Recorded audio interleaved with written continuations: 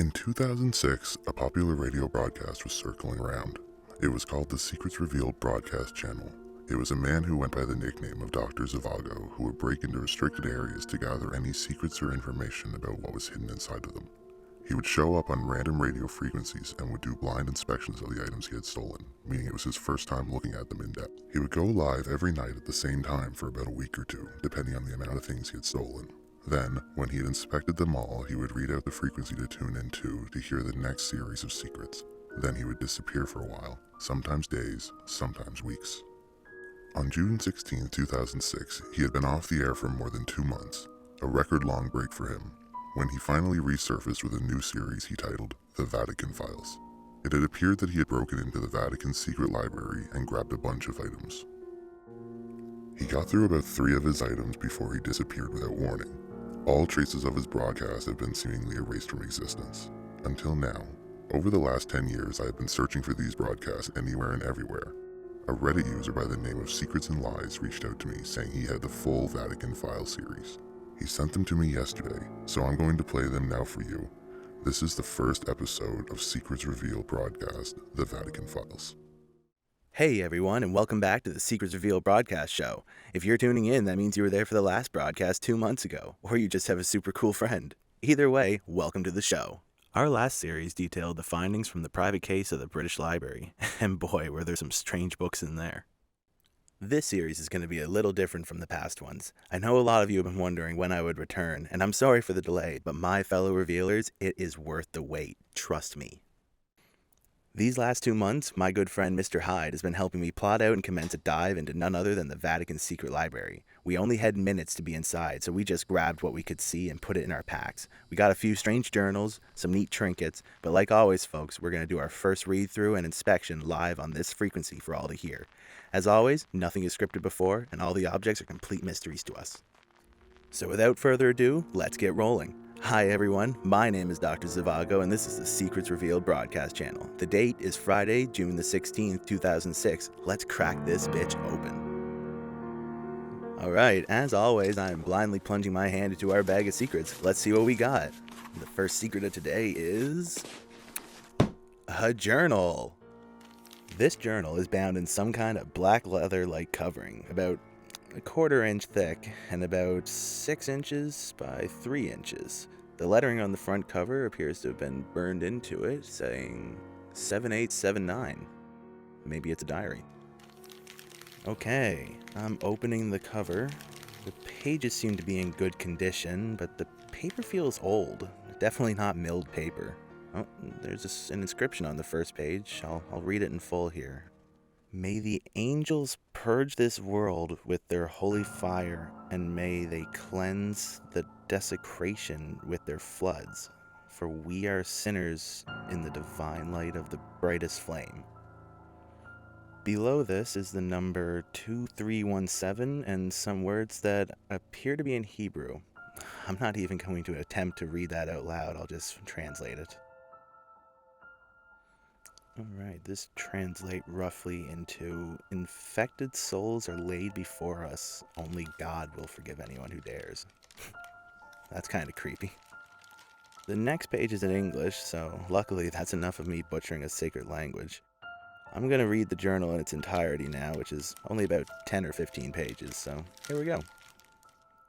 The following notes are in reference to Vatican relic 2317, hereby referred to as the door. First discovered in the basement of a Massachusetts home, the family residing in the house knew nothing about the door or its origins. The family stated that when they purchased the house that the door was already there and locked. They asked the previous owners about it, and if they happened to have a key for it. The previous owner informed them that the door predated their moving in and stated it had always been locked. When asked why they had not attempted to unlock it, they stated it felt like it was supposed to be shut. The family stated that for them, the same feeling was present, but that it was more than a feeling, more a fact that was ingrained in them. It felt as true as knowing that the sky was blue. The family stated that the door remained locked and left alone for the 5 years that they resided there, until one day they noticed that the lock had a key protruding from it. What follows is the exact description I was given by the family. It was a large castle-style key made of either brass or an unknown orange-brown metal. The key was about 5 inches in length and quite thick. The air around the key rippled as if the key were red hot, but it was quite cool to the touch. When you held the key, a horrible sensation of overwhelming pleasure shot through your whole body. It felt like a sin to hold. The family instructed their children that the door and key were not to be touched. The children agreed and followed what they were told, but described that as each day passed, the temptation to turn the key and open the door grew stronger and stronger. A week after the key appeared, the family's youngest child turned the key. Having not witnessed the event, the parents stated they arrived and found their child unconscious on the ground. The child remained in a coma for an entire month before finally awakening. The child has not spoken since waking. The family stated that for 2 weeks straight, the child refused to eat or drink and only sat cross-legged at the base of the door, staring at it as if it were a person. The family, in their state of distress, reached out to their local sanctum, St. Joseph's. After a routine inspection of the residence, Pastor Joe DeSiles immediately reached out to the Vatican for assistance. I was sent out to inspect the door, and what follows is the transcription of my recording from that day. Hello, my name is... and this is my proof of presence for investigation 2317. Hi, thank you for coming. Of course, the Catholic Church is always happy to help. Would you please lead me to the area? I'm afraid I haven't much time to dawdle. Yes, Father. Please, this way. Thank you, and please call me... This is it. Thank you. Now I'm afraid I must ask you to leave me as I must do this alone. Oh, okay. I'm currently standing in the basement of Massachusetts. In front of me is a large door that appears to be made of some sort of medium-toned deciduous wood, maybe palm or fig. It's hard to tell without a sampling. The door has many carvings and inscriptions on it. Some appear to be Hebrew, and others a form of Sanskrit unknown to me. The Hebrew translation reads, "The deity was stolen, and so the path remains closed." The door stands approximately 7 feet tall and 3 feet wide. The handle appears to be made of some sort of petrified fruit, possibly a large fig. The key remains lodged in the lock as was described by Father DeSiles. Upon touch, the key is quite cold, almost as if it was just removed from an icebox. The sensation of pleasure is as described, as well as the feeling of sin. I'm now going to bless the door and attempt to open it. In the name of the Holy Trinity, the Father, the Son, and the Holy Ghost, I command the sin be cleansed from this passage so I may enter untainted. I am now going to attempt to open the door. The key turns quite smoothly, almost as if it were guiding me and not the reverse. The lock has been undone, and I am now turning the handle. There is a sensation of warmth I feel flowing up my arm. I am now opening... The transcription ends there, as I was struck unconscious. I awoke a few months later in Our Lady of the Angels Hospital. I have not forgotten a single moment of what I observed beyond the threshold, though I find myself at a loss for the right words to properly describe it.